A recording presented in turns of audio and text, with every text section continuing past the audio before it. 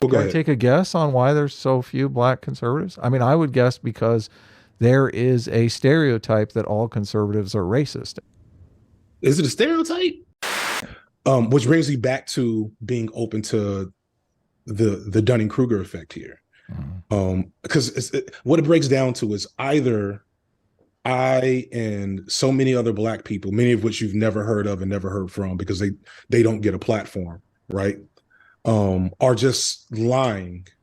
Either I and other black people are just we're either lying, stupid, or inherently criminal.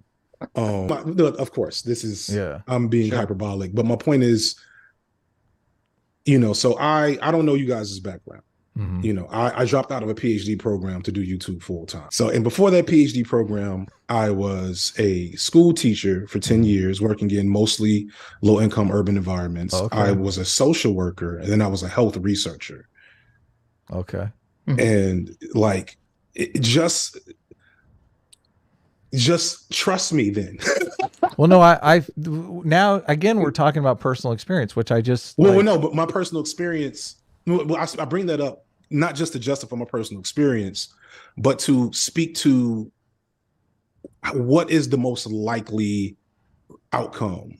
Like, what is the most probable situation that all these experiences, actually being black and studying this science, has led me to the wrong answer, or Adam from New Orleans, who had a couple of racist moments in his life where he wasn't even on the receiving end of racism, has an equal perspective on this.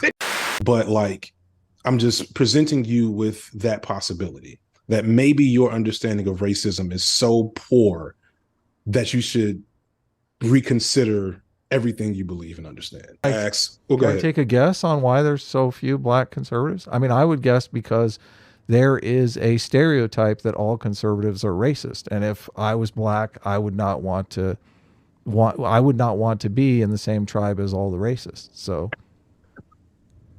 is it a stereotype? Is it is it policy?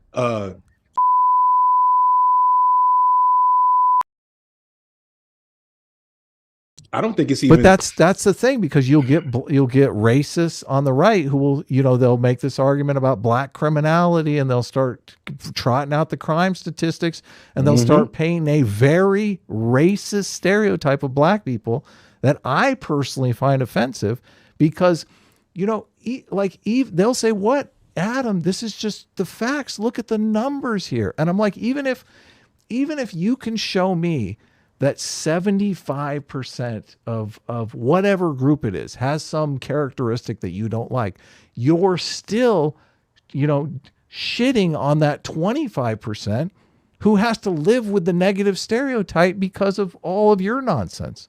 So how can you do that to the 25% of people who are not racist conservatives, or the 50% of people who are not racist conservatives, or whatever number it is? I mean, I know you want to make the argument that it's inherent to the philosophy, but like I said, I think the philosophy is hold on to the traditions. And when we're a long way from the tradition of slavery, a long, long way from the tradition of slavery. I think the tradition today that conservatives are hanging on to is freedom of speech, which I think is a tradition we should hang on to. I think they're hanging on to the tradition of live and let live, which I think is something that we should hang on to. But I am against the racism. So go ahead. I'll let you respond. Yeah, I just disagree. And it's my job to explain that, I guess, at this point. But I also don't take that job very seriously to an extent, because we're working against, there's a reason why C.R.T. was like a huge, political football for the right last year. Like, has nothing to do with like important things that I would think, conservatives or just Americans in general care about, but it was a useful political football because CRT at its core is a very challenging, purposely designed to be challenging to the sensibilities of hegemonic thinking. And so, but without CRT CRT creates negative stereotypes about white people, though. That's, I think, why people are upset about CRT. CRT says white people are inherently racist. Yeah. It depends on how you understand racism. And I think that's like the first thing. Okay. But I hold think on. that's the Hold first on. thing you have to get. But that's And exactly, look, that's exactly the same thing. The person who hates black people, the right-wing racist will tell me when he wants to talk to me about race and crime statistics. That's the exact same thing he's going to say. He's going to be like, this isn't about race, Adam. This is about, not all black people are criminals. We're just having a conversation here. The difference there is that there's a bevy of like social research that explains why that person like using that argument is not operating with like strong data or analysis. That is, that's just the reality of the situation. Okay. And like the funny thing is CRT, so CRT was kind of built to grade against white sensibilities, which is if I'm sure if you could go back and liberal sensibilities specifically. Well, you know what?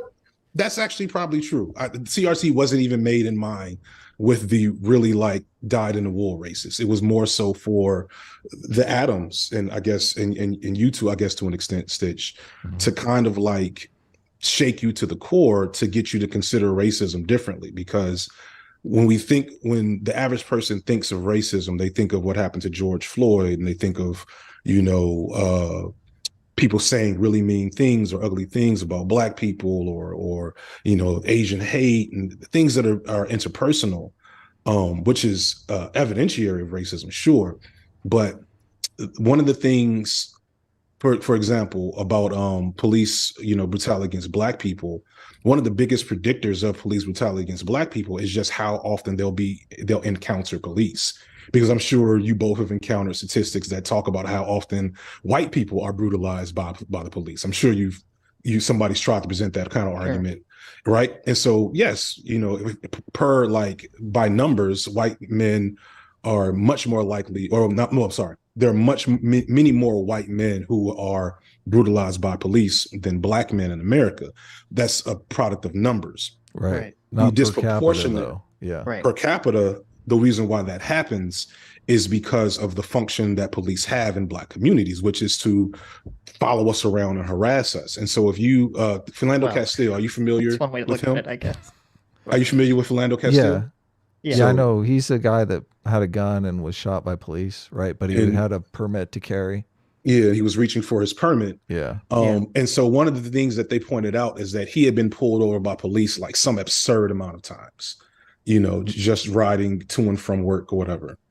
And so at a certain point, it becomes a probability. How many times is he going to encounter a police officer?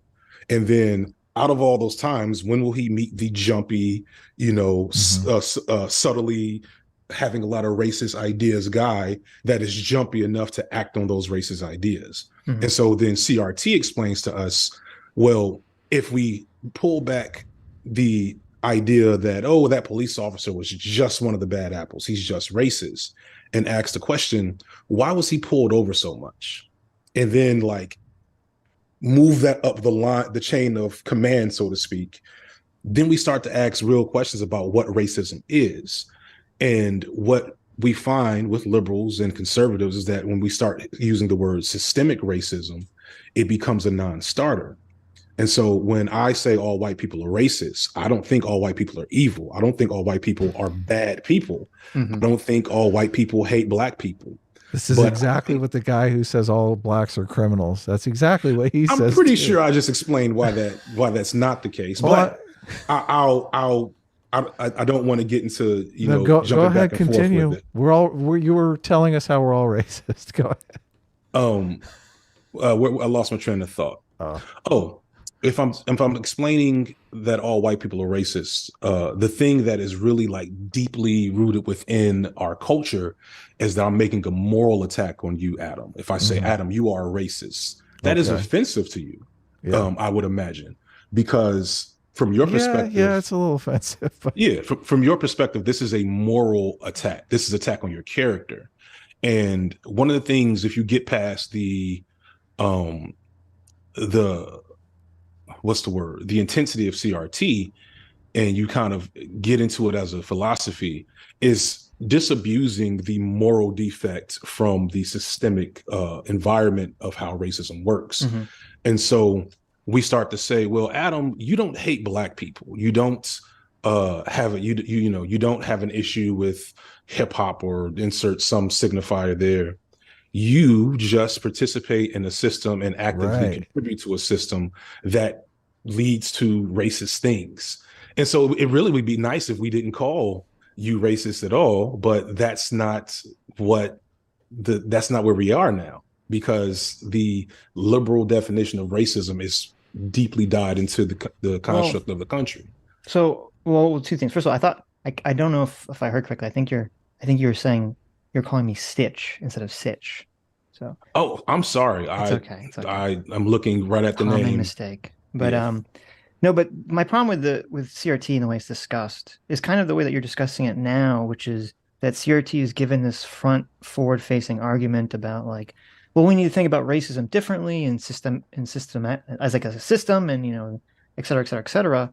And they're like, when I read a lot of the CRT literature that I've read, when I've read key writings that formed CRT, like right in the beginning of the book, it's not about really what you're talking about. It's about how they disagree with the liberal notion of individualism. They disagree with the liberal notion of integration, and they want to bring back the radical leftist, kind of Black nationalist, Black conscious view of the race conversation. And they kind of, like right in the beginning of the book, Gary Peller is talking about how he thinks that this sort of integrationist model in America has failed, and how the liberal model has failed, and we should start thinking about, maybe white people and Black people should interact as if they're like different nations.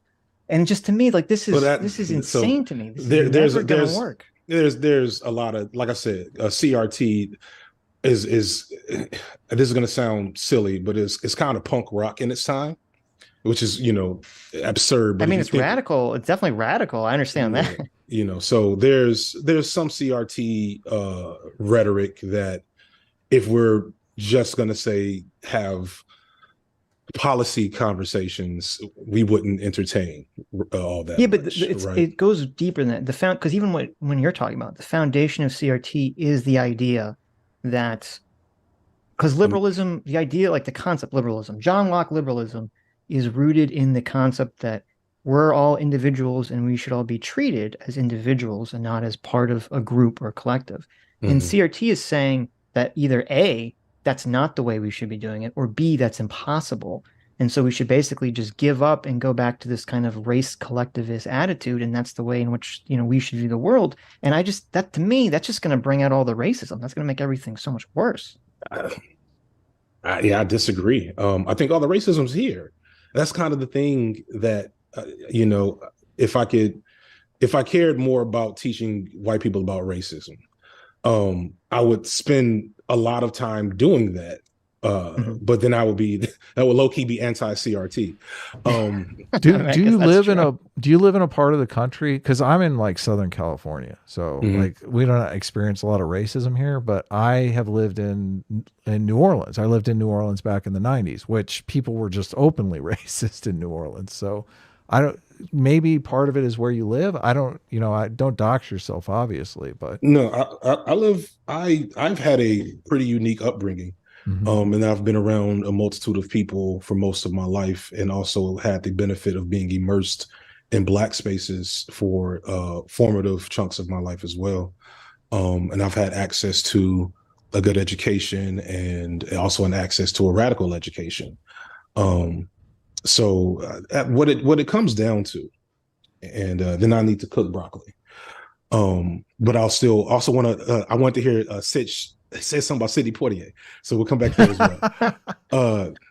What I want to kind of leave you with is the possibility that the systems that we all live under, that have produced pretty much the same framework, at least for Black people and for most minorities. And if you look at it at a 30,000 square foot view, the majority of white people, If we live in a system that has produced the same results for most of, this nation's existence, why would we expect many of the mainstream products produced by that system to present us with a fair understanding of the world outside of that system or beyond that system? And I say that big word salad to say it's just quite possible you all have very, like, you can't even, and I know this is, this is going to sound smug. I'm hearing that about myself a lot. You can't even fathom how little you all understand racism. Like it's dunning-kruger effect. And and I say that being, I think we've been cordial despite obvious differences in a couple of moments. But like, I'm just presenting you with that possibility that maybe your understanding of racism is so poor that you should reconsider everything you believe and understand. Otherwise, the data that I came here to like bring to your attention may be different, because that if anything, as Jordan Peterson fans or former Jordan Peterson fans, I know one of our first introduction was like during his spiral into the transphobia stuff. But as people who at least present themselves as empirically attuned to empiricism, consider why the data exists. So and the data exists that way either because, as your racist conservative friend would say, Black people are just inherently criminal and inferior, which would, be a thing, or maybe racism works very differently than how you understand it. So are you saying that the crime stats are cooked? I mean, I'm confused. The crime stats are not just cooked. Okay. Crime in and of itself is cooked. Okay. Well, that's like obviously a totally different conversation. And that's very deep, and I don't feel confident to even like, there would be no FD signifier explaining crime, right? The cooking of crime statistics conversation or thing, because I would fail that. If you're saying also, I just want to say, because you're admitting that it's fair to call all white people racist because they participate in a system that is, based on white supremacy and is inherently racist. If a white person has no ability to opt out of that system, they're being forced into it, is it still fair to call them racist? So the first thing to think about is taking away that as a moral attack. And to even consider. So you're saying calling somebody racist is not an attack on their character? The worst thing liberals have done is play the race card. Okay. In that, no, don't get me wrong, a lot of white people are shitty racists, right? A lot of the, conservatives in media, shitty racists on YouTube, shitty racists. I've heard you guys not at your best. I'm not going to attribute any of those. We might have done some microaggressions at times. Not unheard of. Not at all. We try to stay, in all fairness to us, sexism, I feel, is fair game. Like, women have us outnumbered, okay? They really do. So, I mean, I try to stay away from the racism. Racism really gets under my skin. But sexism? Come on. Yeah. So... Well, okay. Well, but let me just kind of finish my point. So although racism is, especially the type of racism that is often most bombastic and visible, should be considered a moral defect. When the way to solve that, to address that, would be to like, okay, so over here we have assholes who are being racist, and then over here we have, to be nice, people who are so invested in the system and oblivious to how the system really works that I'm not even going to call them assholes, but it'd be nice if they would, figure things out a little bit. And then it becomes, why do I have to be the person to do that? Which, some of us feel like they do that, and some of us don't. So just to be clear here, you're saying the people who are overtly racist, they do have moral failings. The people who are embedded in a system that is racist, that there's no moral component to that. So you're saying there's two types of racism. I don't want to be held to that statement, but I will say there's two Okay. types of racists. Okay. And one racism, if would be easier to engage with across ideology Right. if we would minimize the moral aspect of it so that we can Okay. I got you. attack the systemic aspect of it. Probably Right. the Because one that if doesn't feel black people are inferior. Obviously, that's the that one. would be Yeah. a nice one. That would probably Obviously. be like a requirement Yeah. to even start. Obviously. Yeah. Yeah. And Well, so I go mean, you ahead, can. Stitch. I'm in favor of people, advocating to change system if there's things in the system that are racist or are the remnants of racism, or even things that could be well intentioned but still seem to, create racist outcomes, or create any negative outcome. I'm all in favor of changing all those things. I just, to me, going back to again the CRT thing, I think you have to be naive to kind of conceive of a world in which Black people are going to be socially allowed to use their race to kind of like unify around it as a collective and not expect Like white people have done for hundreds of exactly, years. exactly, to not expect that white people are going to just reactively just do the exact same thing right back. And that's well, already, I would say that's already well, happening right now to some yeah, extent. I was that's kind of the thing. I think that's maybe a flaw in that premise. That is already currently happening for white people. So now Yeah, what but you're it's definitely like so. I mean, this is right in the CRT literature, is that they talk about how the liberals, part of, well, Gary Peller says this is intentional, but whether it's intentional or not, part of what happened with the civil rights movement was that kind of white people using their race and identity to unify around politically was like demonstrated as this great evil in society. And then that was then also compared to and thrust upon Black nationalists, essentially, and Black people doing kind of the same thing. And Mhm. he's kind of conceiving of a world, and I think CRT is conceiving of a world where somehow Black people are allowed to do this, but white people aren't. And I'm saying that's ridiculous. You're going to have a universal standard where everyone plays by the same rules. So CRT would tell you that without a radical change, there is no option like that already is happening, right? Like, can we agree that that white people collectively, historically in America, if not throughout the Western world, have used race? Like, white isn't even a real thing. Have you gotten to that part of CRT? You know what I'm Yeah, saying of about course. like the okay, so you understand that when he's talking about this, and again, I don't agree with every part of CRT. I think the precipice of like individual nations within America is not a realistic goal without some major calamity or societal collapse at the moment.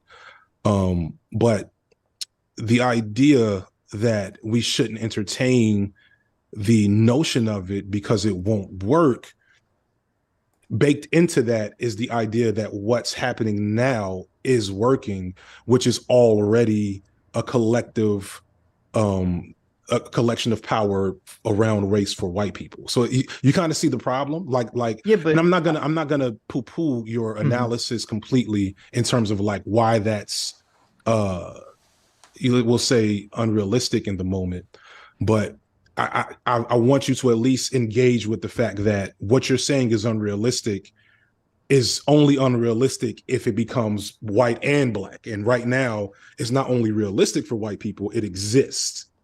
You see what I'm You, saying? well, are you conceiving, because the way that I conceive of reality is that yes, there was definitely for most of this country's existence and probably for most of the world's existence, there was, we're going to use some kind of identity, some kind of racial identity to gain political power. Now, what it means to be white has changed over the years. I mean, we always talk about how, the Irish were not wanted and, et cetera, et cetera, et cetera. And, the Brits and the Germans would consider, whether they would consider each other white or the same ethnic group is, changes with time. So, but yeah, America definitely has a history of white people utilizing their ethnic identity or their racial identity to gain political power. But from my perspective, reality, even if things aren't, the utopia, we're still leagues apart now than we were, pre-civil rights or even right after the civil rights movement. And it kind of sounds like you don't Mm, think that there really has been that much movement at all. no, I don't. I Okay. don't. Well, I mean, I guess that's That's the key difference is that and there is. I see that Go ahead. progress is being made and you don't. Yeah. Well, what is your perspective? And that's again Well, where my perspective is that I think a lot of the barriers and systems have been dismantled that were keeping well, no, no, no, racism in no. place. But unfortunately, a bigger issue is I think culture and people's attitudes can take very long times to change. And I think a lot of culture and a lot of economic problems that still plague lower income communities, especially lower income Black communities, are kind of creating all of these things in my mind, which I think you then label as racism, and I label more as the echoes of past racism, which basically put people in those situations in the first place. When I say what is your perspective, I mean literally what are you able to see, Sitch? As in, like, Mhm. as a white guy who I'm just gonna assume, you let me know, is not very much in community with Black people now or over time. And even if you were, the reason why I jumped in was because there was bad data being shared confidently, and it wasn't being challenged by anybody Listen, just within the because Adam circle. says there's lots of Black conservatives, Well, don't I put that mean, on me. really, you This is got to all look. your fault, Adam. I did This is not you. look. I would not You point to Kane Hold Summers on, as hold any on. sort of good look. Let me example of You Black let thought me black. conservatism. You thought per capita, and I thought just in whole numbers. Like, I mean, that's the No, no. difference. Well, both of them are very little. But my point is, the point in asking that is, and then to kind of bring it full circle, and I do really have to go, so I Mhm. want to Sure. is how, and like, to give you some type of grace, how could you even learn better if your opportunities to see and learn are controlled by an algorithm that presents you Thomas Sowell before Kwame Ture or W.E.B. Du Bois, etc. Well, I don't That even really that like Thomas Sowell.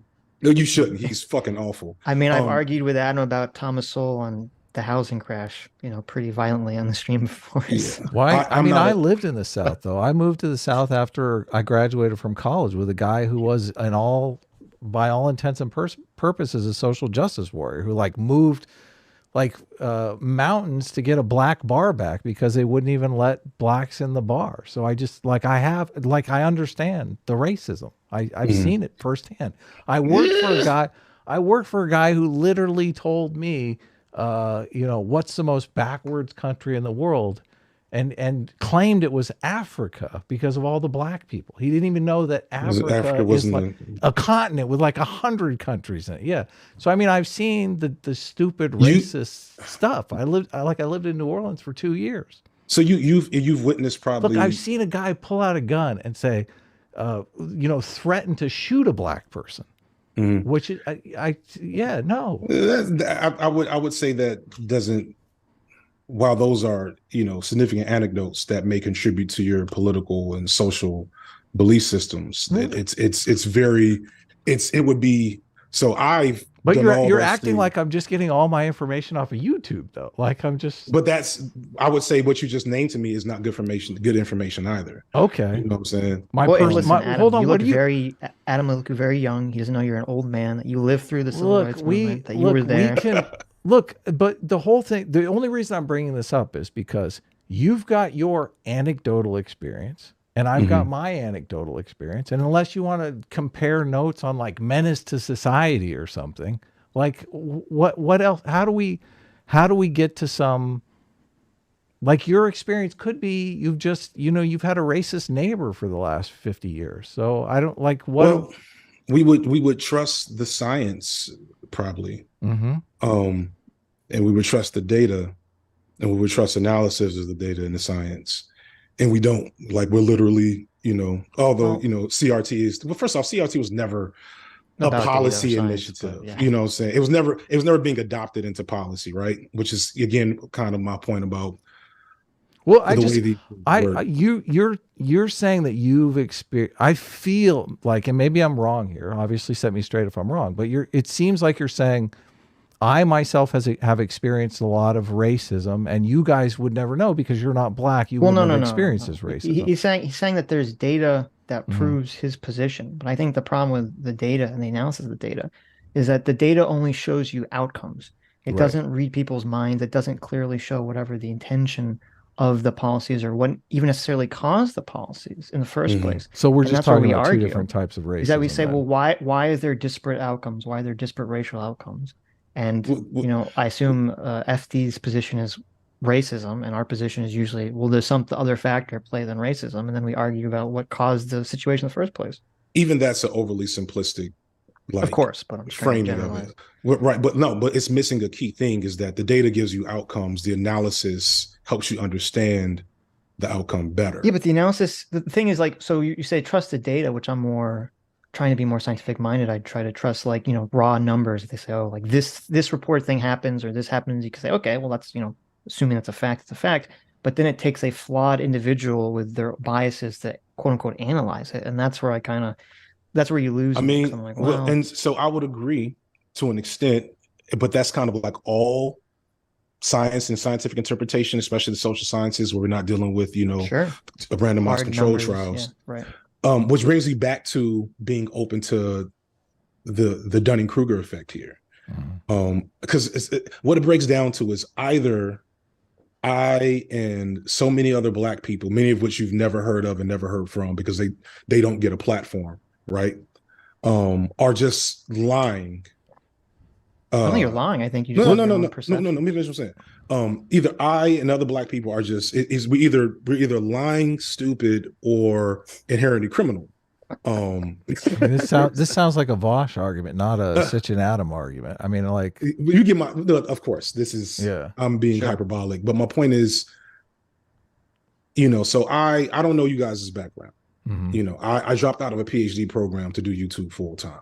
And in that program, I've never been accepted to a PhD program and probably never would be. So, and before that PhD program, I was a school teacher for 10 years, working in mostly low income urban environments. Okay. I was a social worker, and then I was a health researcher. Okay. And like, just trust me then. Well, no, I now again, we're talking about personal experience, which I just, well, no, but my personal experience, I bring that up, not just to justify my personal experience, but to speak to what is the most likely outcome.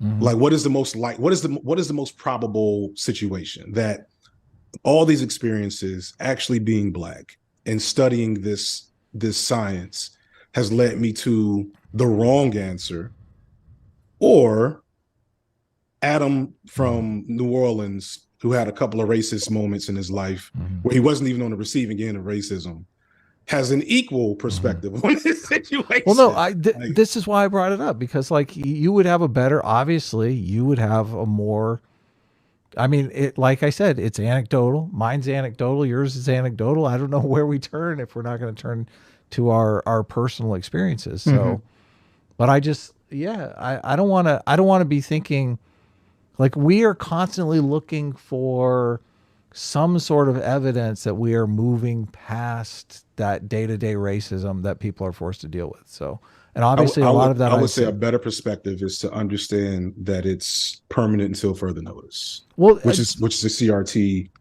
a CRT tenet. But I gotta cook broccoli. I know. Okay, we'll let you know. What is your because Sidney Poitier? What's going on? Sidney Poitier.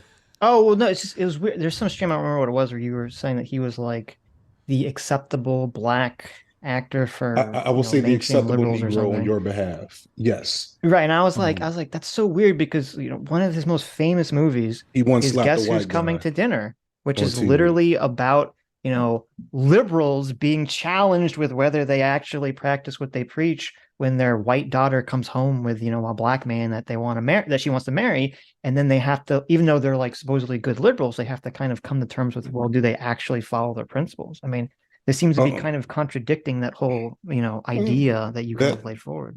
The Black media is, you know, generally speaking, gatekept by, you know, the corporate interests and what's, you know, you watch my Black media, but yeah, well, all media, right? Watch my Black Panther video if you can get through it. It's an hour and 20 minutes long. But I talk about the fact that Black stories are like might have been the Black Panther video that you said what I'm thinking of. Okay, well, but before I got there, I think I was trying to explain that Black stories are often not told from actual Black perspectives, and if they're even told by Black perspectives, they're bleached, you know, or pasteurized to make them palatable to white audiences to an extent. And so while Guess Who's Coming to Dinner is pretty radical for its time, if you look at the whole of Sidney Poitier's, career, I mean, and to shout out to my boy Foreign Man, who, took a little issue with my aspersions on him. I may have been too hard. I may have been hyperbolic, but my point still stands that Poitier, and this is not to shade him really, because he kind of had to make a choice, right? Either he can be invisible or he can make progress. I should kind of feel a sense of connection to Sidney Poitier as a Black left-tuber. But at the end of the day, if you look through his career and like the types of characters he played, it was very much presenting it was very Thomas Sowellian, if I understand Thomas Sowell decently. Thomas Sowell. I literally have so much hate in my heart for him. Do you really? It does.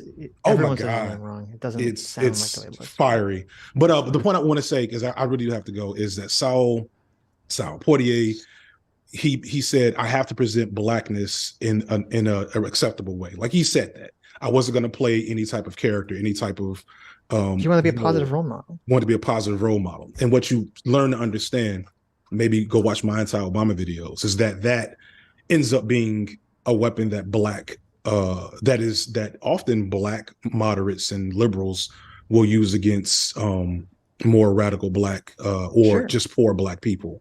Right. And so we have to critique that to point that out, because while I admire and I think Sidney Poitier should be celebrated, we should also critique that him playing acceptable characters was, part of the problem. Right. Well, I know you got to go, but maybe I'll leave this to maybe tantalize you to come back. I think the issue with kind of what you're saying that I have is I feel like that you view adherence to or acceptance of mainstream culture as adherence to quote unquote white culture and somewhat of a betrayal of being Black. And inherently anti-Black. Yes, yeah. Right. And I think that's where the main contention is that I don't view it that way. Sidney Poitier obviously doesn't view it that way. I think he did, actually. I just think he played his role. I'd have to see him saying something. If you look at the types of movements Sidney Poitier supported on the back end, I think he understood what he was doing, but he still did it, if that makes sense. And that's maybe that's the problem. As long as there's an idea that the mainstream culture is something to turn against, I don't think there'll ever be. I mean, I think that's standing in the way of progress for everyone. So you guys need to get on board. We'll come back and win us over. Look, this was a great discussion. Thanks for jumping in. Yeah. No problem. I did enjoy myself. Have a good one, y'all. You too. Hi, you just listened to a clip from the Sitch and Adams show. If you like what you heard, you can listen to our live show right here on this channel on Sunday, starting at 1 p.m. Pacific, 4 p.m. Eastern. And if you want, you can super chat us. We read $20 and up super chats on the show and then do a follow-up stream on the following Tuesday where we read the rest of the unread super chats and interact with fans of the show. Subscribe to this channel right here to listen to the live show or to listen to more of our awesome clips.